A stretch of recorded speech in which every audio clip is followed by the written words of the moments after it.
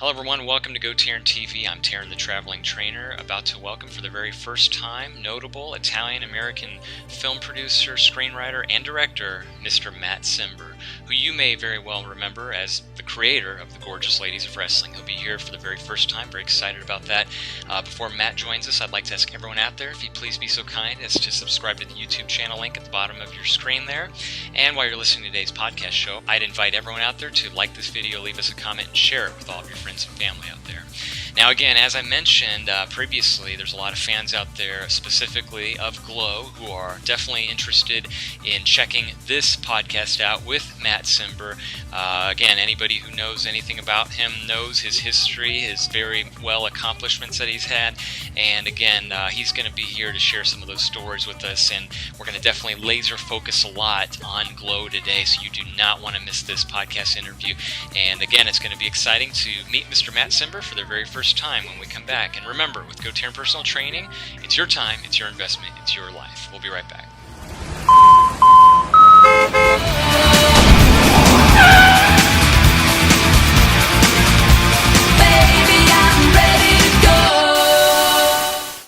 Okay, everybody, we're back on the line, and all the way from California on the West Coast, we have notable American-Italian producer, screenwriter, director, Mr. Matt Cimber on the line. Matt, how are you doing out there today?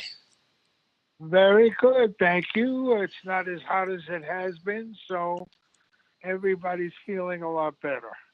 Well, where I'm calling you from here in Atlanta, Georgia, it's sweltering like in the 90s today as we're recording this. Very humid out here, but I'd love to be out your way. I think you've got a little bit more decent weather than us out here.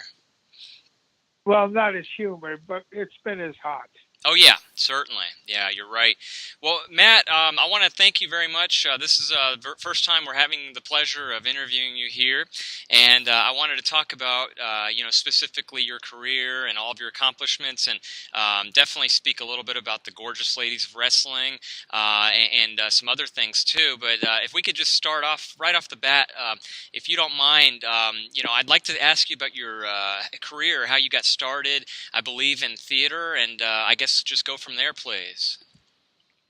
Yes. No, I started when I was about 14 years old. Wow. By sheer accident, I ended up in some classes at Carnegie Hall. Okay.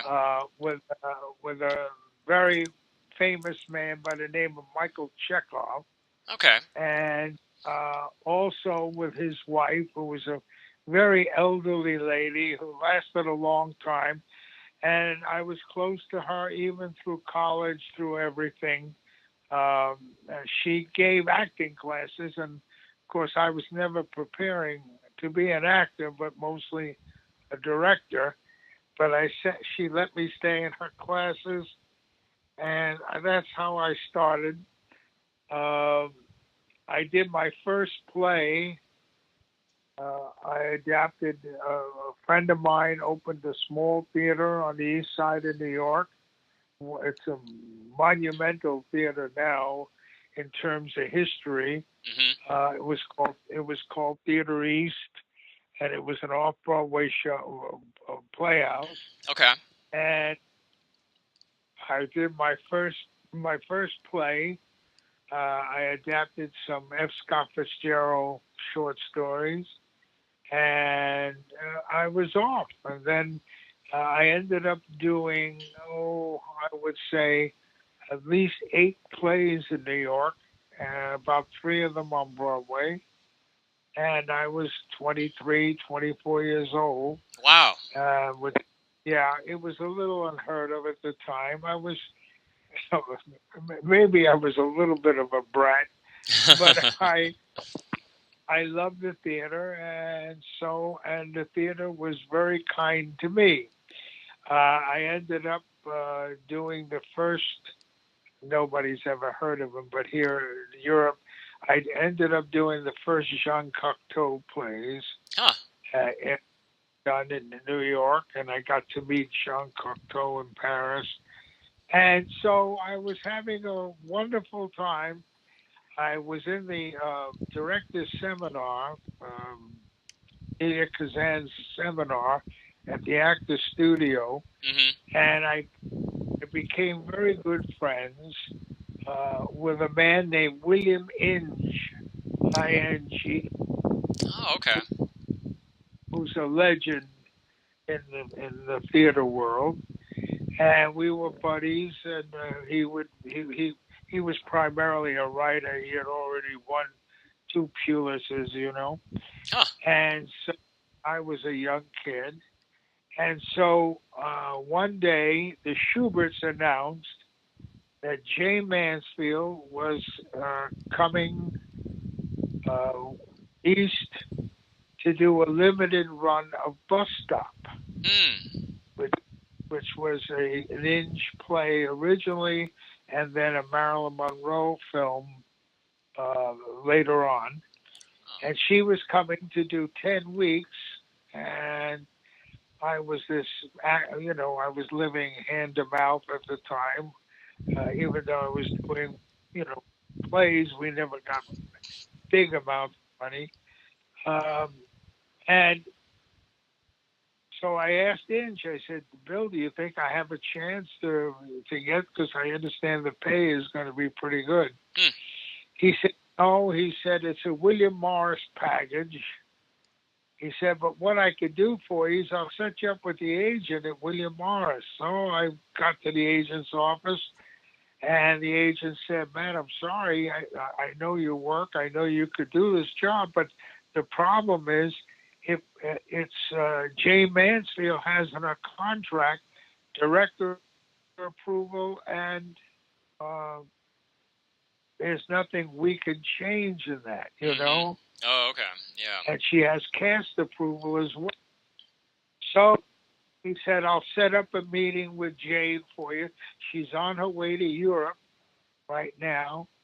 This is 3 months previous to the play. Mm-hmm. She said she's on her way to Europe. A film with Maurice Chevalier in Rome. He said that she's stopping in New York for 2 days. Uh, why don't I set up a meeting for you to meet her? So I sat in the hotel on Park Avenue. I sat in the lobby, with my legs crossed, and in she came. She was, of course, an hour and a half late, and but I think better stick this through. The money is too good. So, and in she came in jeans, Oh. and she had the other people. They had been, and she said, she came up, she introduced me. She never said, sorry, I'm late, which is very California. So I said, well, how do you do? I was very pleased to meet her, and she was very cordial, very nice to me. She said, well, let's go up to my room. She says, and we'll talk. Huh. So we went upstairs, and we started talking about, she said, I have to pack. I'm sorry, but I've got an early plane to Rome tomorrow morning. Mm-hmm. And it's fine, Yeah. And we started talking about New York. Of course, most people don't realize that Jane started on Broadway. She was a Broadway star, but she never went to Hollywood. She did Will Success Spoil Rock Hunter was a huge success, and then made into a film. Anyway, we talked in New York and this and the other. And finally, she said, look, I'm sorry, but I've got to get to sleep. She said, I've got to get up early to catch a very early plane tomorrow. I said, okay. And I got up and I started walking to the door, And when I got to the door, I was hesitating, And I said, well, what about the play? I said, She said, oh, you direct it. Wow. And of course, I almost fell on the floor. You direct. I said, and the cast while you were away. She said, you cast it. Oh my You're God. the directing.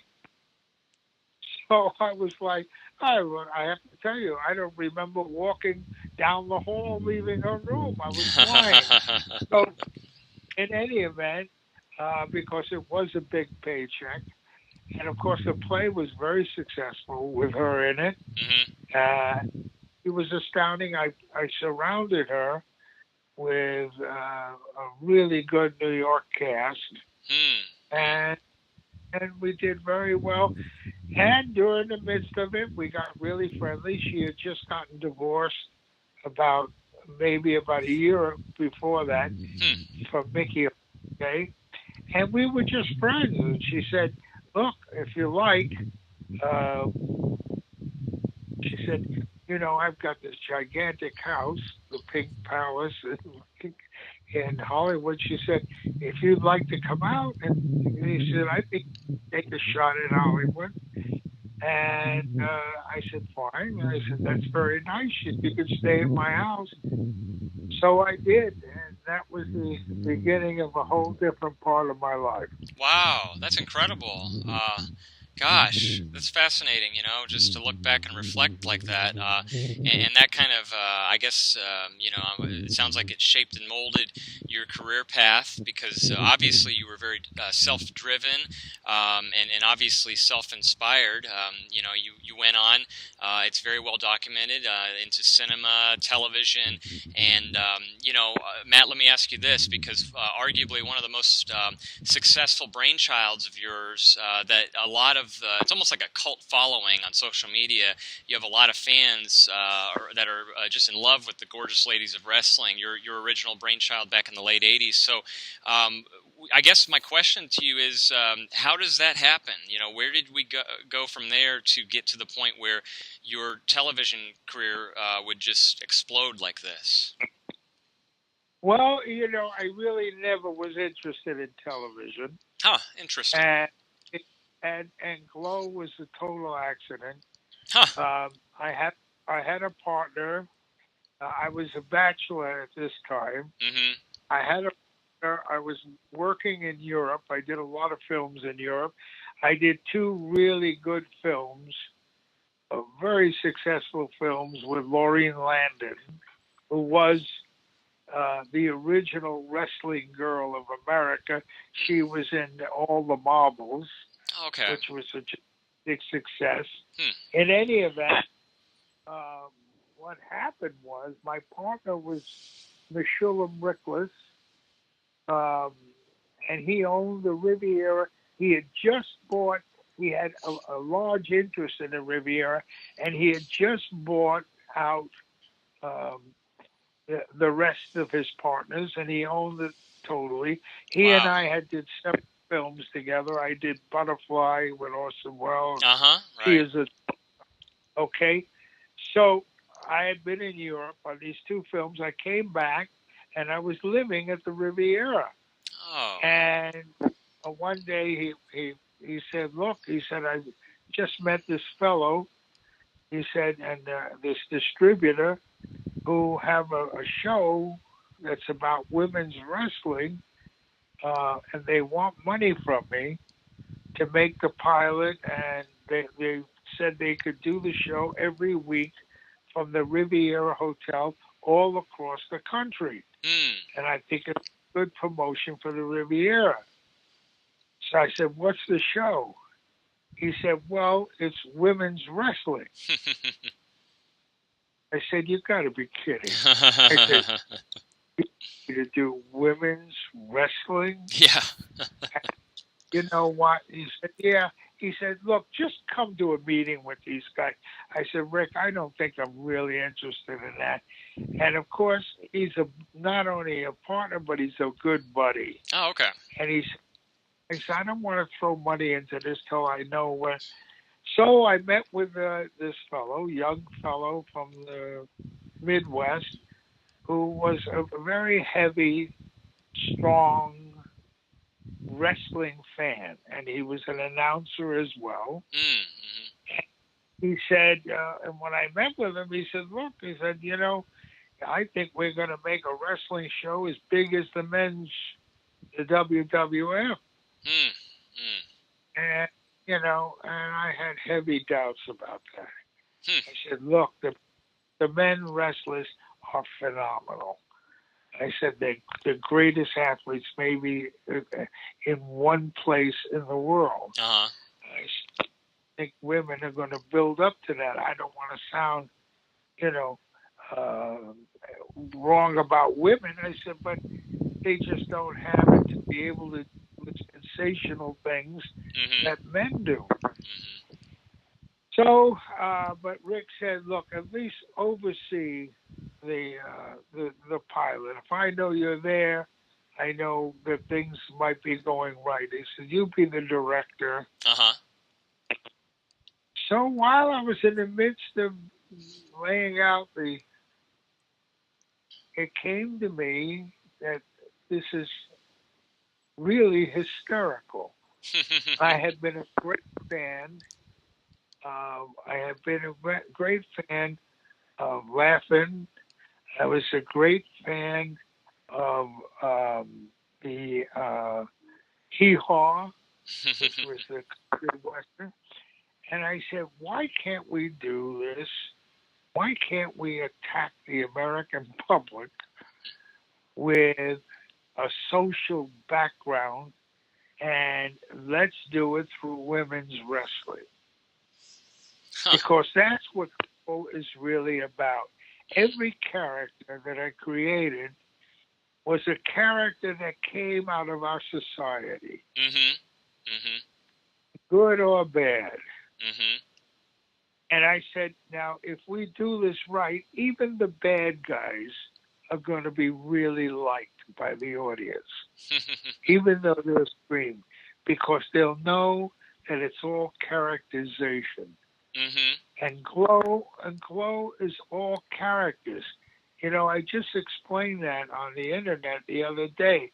You know, I was saying that Godiva, who's one of my favorite. Yes, Godiva is a friend, and she was a terrific character on Glow. Oh, yeah. The thing about it is she was advising somebody that you have to have athleticism if you want. And, of course, that's not true. I mean, I had a lot of girls. I mean, with Mountain Fiji, who was my biggest star, not a wrestler. She never fell to the floor. She never, you know, she could push and throw anybody, but she could do that without being a wrestler. And the same thing with Big Bad Mama. Big Mama was the same way. Matilda was a little different.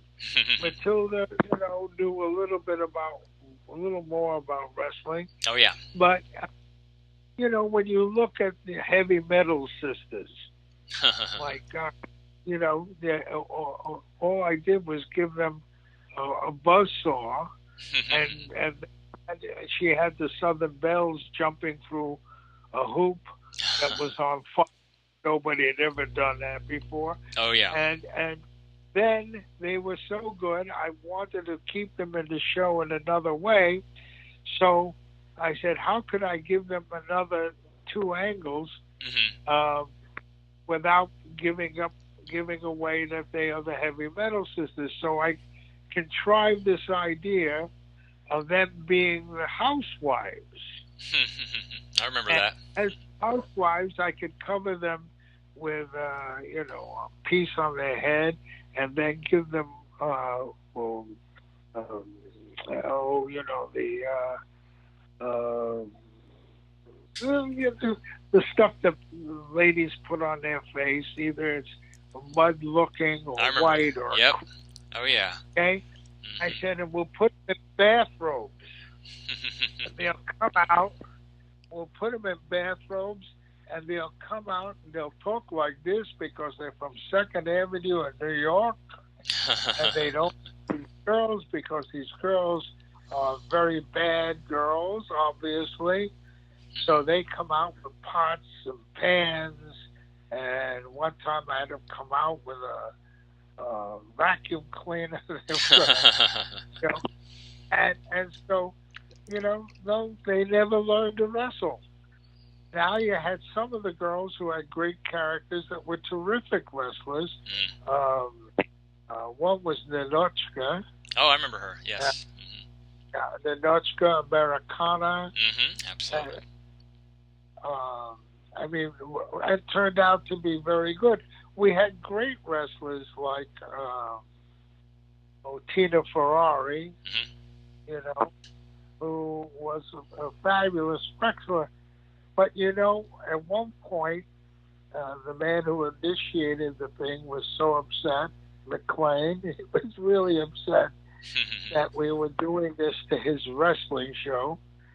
And he and the distributor went to Reckless, and they tried to get me fired. Oh, wow. Mm. Yeah, they saw what was happening in the pilot, and said, the wrestling community will never stand for this. They don't want to laugh. They don't want, you know, they're serious about wrestling. You can't do this. So, you know, Reckless, of course, said, look, fellas, you want me to invest in this? I have to go by Cimber. Uh-huh. So, luckily enough, we started out with 3 stations, if you could imagine this, in September, in syndication. By the time January came, we had 100 stations. Oh, wow. Oh, my God. Wow. Everybody, and by the middle of the following season, we had 130. Oh, unbelievable. So yeah, the show just blossomed. Week to week, one station would talk to another station, and before you know it, bingo, the thing just went through the roof. Oh, incredible. So, and it shocked all of us, you know, it was incredible. Mm-hmm. But, you know, people enjoyed laughing. And then we had the strangest of people, you know. We had one little girl who was fabulous. She was the farmer's daughter, the first one. And she was just terrific. And she talked with a little bit of a lisp. And so when we had a hiatus, a break between seasons, when we came back, we were rehearsing, and she came up to me and she said, Mr. Cimber, do you know that I got a job in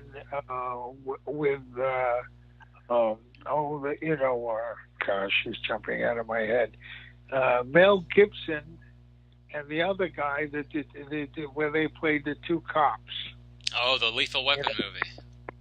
Lethal Weapon movie. She came up to me and she said, I got a small role in a Lethal Weapon movie. Cool. And she said, I'm happy about it.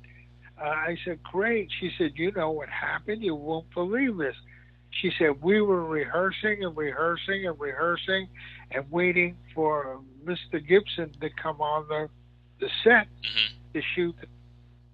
She said he came on and there was everybody gathered around and whatnot. She said, all of a sudden she looked at me.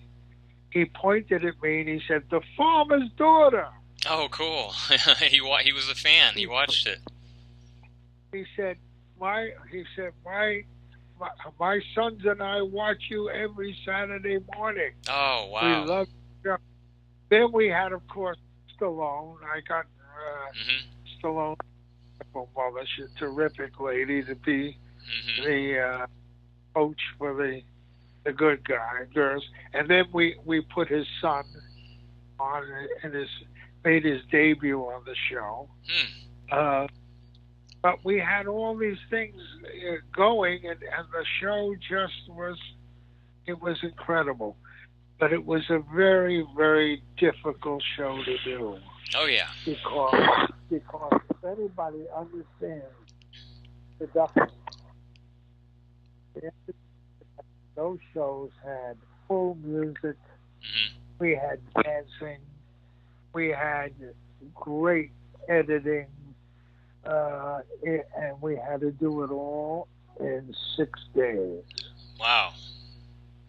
And I did that for 4 years. Very successful. By the end of it, I was a basket case. I can imagine. You had to come up with different characters. I ended up creating over 75 characters. Wow, that many. Oh, my goodness. Yeah, the average show, if you got 5 or 6, it's a lot. Yeah. But what was more, we had to be on the uplink. We had to be on the uplink by Thursday night Mm. because Friday the stations were playing the show. I never missed a date. Mm. Wow. I mean, we never missed a date. The girls made the whole show. I mean, they were it. Mm. And then I saw them really maturing when they went on as guests on game shows and talk shows and whatnot. They had really arrived, I thought. Mm-hmm. And they had, yeah. And I think a lot of the work that went into them, I think, paid off. Um, there were a lot of unhappy things that happened, and I was not easy because the one thing I feared more than anything else was injuries. Oh, yeah, certainly. Yeah.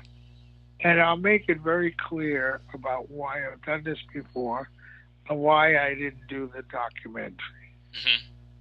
Because when people look back 20, 25 years, they all have this wonderful image of themselves in glow. Mm-hmm. Mm-hmm. And when you go back to your memories, sometimes you exaggerate. You know what I mean? Mm-hmm. And so I said, you know what? This is the girls' moment. This is their parade. And I'm not going to rain on it.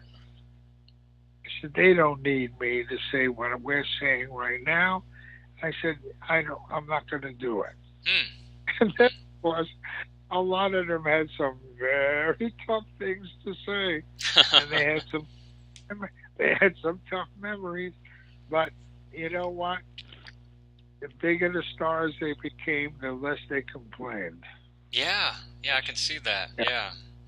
You know, a lot Do you of understand what I'm saying? Yeah, they're like a family, and you're right. Like they're definitely even today they're all connected still, and with the whole Netflix Glow series, they're some of them are fans of that, watching it, some of them aren't, but it keeps them talking. That's for sure. Well, what's nice is for them. I think the Netflix thing is wonderful for them. Mm-hmm. It's brought them back into the being.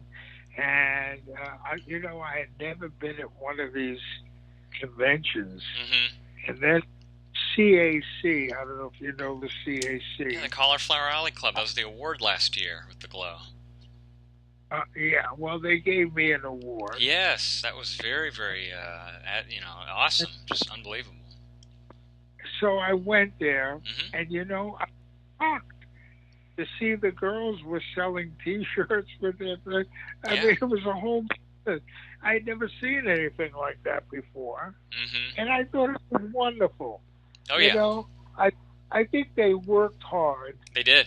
To have their egos fulfilled in a lot of ways. Mm-hmm. You know, they deserved it. They put the time in and the work, and I've always said, hey, without them, it never happened. Mm-hmm. You know, we have a saying. I teach writing and directing in a lot of colleges, and I say, the writer creates, the director organizes, but it's the actor that makes it happen. Mm-hmm. Yeah, it's magic. Without him out there, forget about it. That's where the magic happens. Oh, absolutely. Exactly right. Love it. Oh, Matt, this is wonderful. It's great to get your take on it. I'm so happy you were able to go there last year and receive that award in person. I saw some of that on YouTube. I think it was Little Egypt that was interviewing you, and you had a great speech, and very humbled it looked like to receive that award, and you definitely deserved it. So I commend you. Well, it was very nice. I worked with Orson Welles all my life.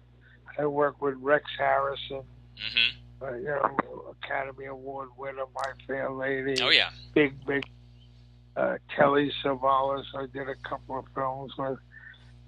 I worked with such terrific people. And then what do I get known for at the end of my life?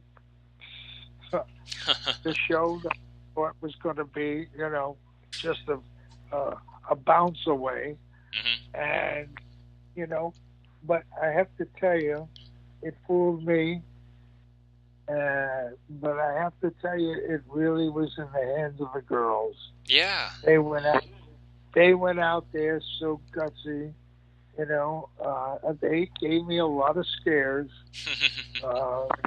When Fiji picked up MTV, who was, by the way, the little devil of all time, picked up MTV over her head and then bounced her. She was supposed to throw her on the mat. Oh. And I was standing there in the control room, and what did she do? She picked her over her head, and she threw her into the audience. Oh, no. Oh, my God. That girl traveled about, I would say, easily 12 to 15 feet in the air. Oh, wow. Oh, unbelievable. And she landed on a whole bunch of people sitting there who never were warned or never told. I mean, you realize what kind of an accident could have happened there. Somebody lifted his hand and hit her in the eye or whatever. Mm. So there were moments, and of course, what happened to Lori, with her arm, came totally out of the socket. Oh gosh. Oh. I don't know if you ever saw that on the documentary. I think I remember that. I watched the documentary. Now that you're saying that, you're refreshing my memory. I think I remember that. Yeah, and her arm just swaying back and forth. It was shocking. It was just, I went crazy. She was such a terrific girl, and such a trooper. Mm-hmm. She came back from it. She was, they all had a great spirit. Oh yeah, and they had to be tough too. They really had to be tough. Yeah, and if they weren't tough, we made them tough. Oh yeah, certainly. And they came in, they scream at me, and tell me how I was so cruel and so tough and whatever. You want to know, that was what had to happen. Mm-hmm. It was what they were going to accomplish, and they did it. And I had this craziest rules. Around the hotel when they even had to go and eat in the restaurant, the good girls weren't allowed to talk to the bad girls. Oh, kayfabe. No, they kept their whole. There was a whole, but it was that regimen. Mm-hmm. Regimen, concentration, focus, So I was the Marine drill sergeant, and then I had to be a coach, and then teach them comic timing, which a lot of them, and they got it. They just got it. I had great help. I had Steve Blance was my co-writer. He was dynamite. Oh yeah. And he himself was a terrific performer. He was a fabulous performer. I'm going to New York next week to see Steve. Oh, good, excellent. Oh yeah, I mean, it all came together. You, David McLean, Steve Blanche, all the girls, of course, and everything that you guys did was just unbelievable. I'm glad you're going to be able to reconnect with him. Oh, with Steve? Yeah, that's great. Oh, yeah. Steve is terrific. I'm going to New York I'm having my reunion. I mean, I'm 83 years old. I'm having my reunion from my prep school at the Yale Club in Manhattan. Excellent. And in all these years, I've never gone. Oh, so good for you. So I'm anxious to try to see everybody before we all go, Oh, good for you. I'm glad you're going. Well, I'm going to actually ask you here, Matt, to reflect on some more memories here.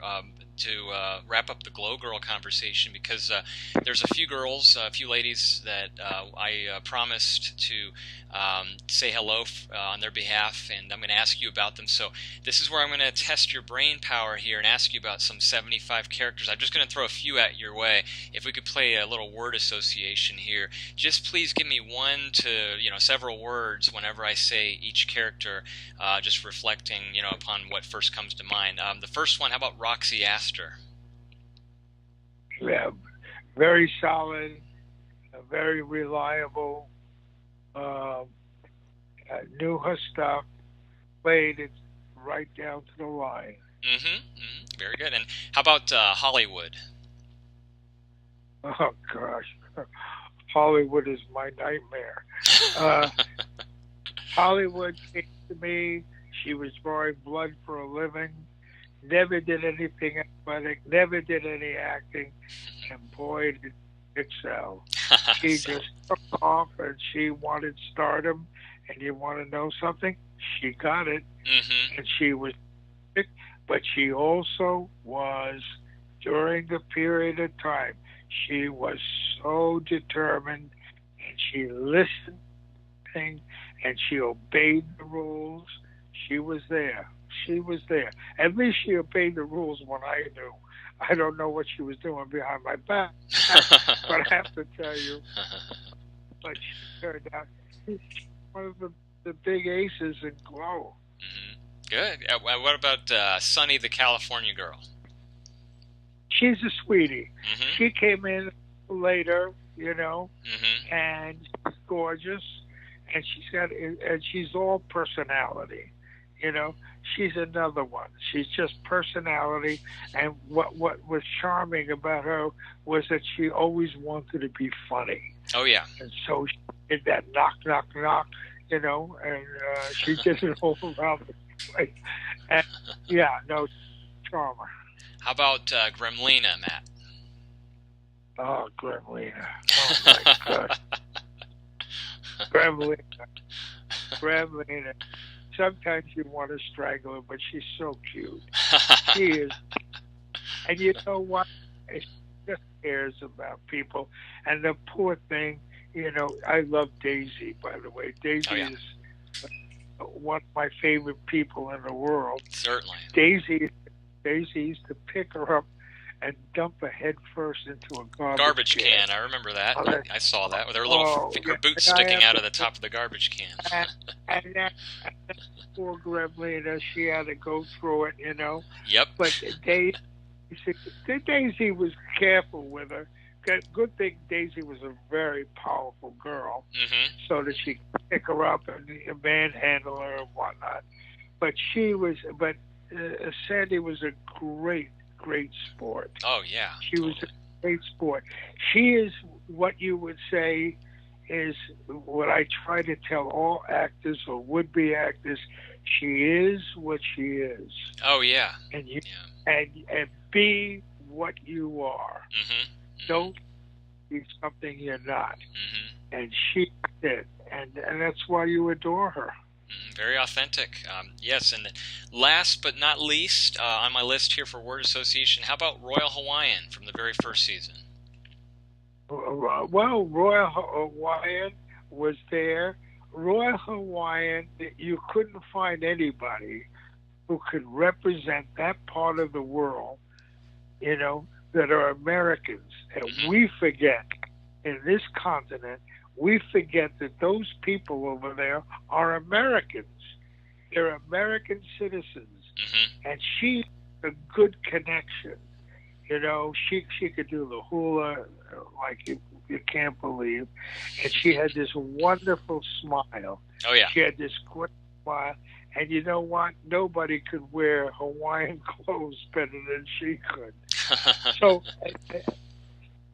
she had a wonderful personality, but boy, she brought that part of America. And I'm going to say America. I'm not going to say Hawaii. She brought part of America to life in the show. And that was so important at the time because, again, we always think of Hawaii as those natives over there. And, no, they are Americans and they're part of America. Oh, yeah. And she's a wonderful representative of them. Very well said, Matt. Very good. Matt, this has been so much fun. I got to thank you on behalf of all the Glow fans out there watching and listening, and just for creating the magic that you did and having the ladies, directing them the way that you saw in your vision to create the Gorgeous Ladies Wrestling. And this has been a lot of, again, fun being able to talk to you, and this time has just flown by so quickly. But before we let you go, if there's any fans out there who are watching and listening and want to contact you directly, what's the best ways they can drop you a line or shoot you a message, Matt? Sure. The best way is on the internet, is on the email. My email is MATEOCIMBER@AOL.com. Very good. That's easy. We'll put that on the screen. Read it back to me, would you? So we had MATEO Cimber, CIMBER at AOL.com. Right, because a lot of people spell Mateo with 2 T's. 1 T, only 1 T. But I don't do it. Yeah, that's perfect. 1 T. Okay. We've got it on the screen here shortly. We'll put that up here. And Matt, again, please enjoy the rest of your day. And I'm so happy to have connected with you here. Let's please have you back on in the future. And in fact, I'll open this invitation to you to interview you next month after you come back from your reunion in New York. How does that sound? Sure. I think you're going to want to be very interested in the new show. Yeah, definitely. Yeah, absolutely. There's a new show on the horizon. Very good. And it's being put together now with some of the most incredible characters you can imagine. That's interesting. Can you give us any more hints or a little bit of a clue to when this might come around or when we can expect it? Well, the sizzle reel on it will be a couple of months. Okay. Maybe about 6 days. So I'll talk to you then, and we'll send you a copy of it too. Please do. I'd appreciate that. Thank you. Yeah, definitely. So next time we have you on here, I'm going to pick your brain a little bit and ask you a little bit more about whatever you can tell us about that show, and talk further about how your reunion went by that time too. That'll be fun. Okay, you got it. Thank you, Matt. Matt Cimber, everybody. Here comes his email right now on the screen. All right, Matt, I'll cut it right there. We went 40 minutes in total, which flew by fast. It didn't feel like 40 minutes. That was a lot of fun with you. Thank you, sir. My pleasure, Matt. And again, what I'll do is I'll have this link emailed directly to you, so that if you want to share it on your Facebook and what have you, then your friends and fans can see it too on your social media. Thank you, sir. Thank you. It was an honor speaking to you, Matt, and I hope you have the rest of a great day, and also good luck at your reunion next month, too. Thank you. I enjoyed it very much. My pleasure, Matt, and I look forward to the next one with you. Thank you. Okay. Bye-bye.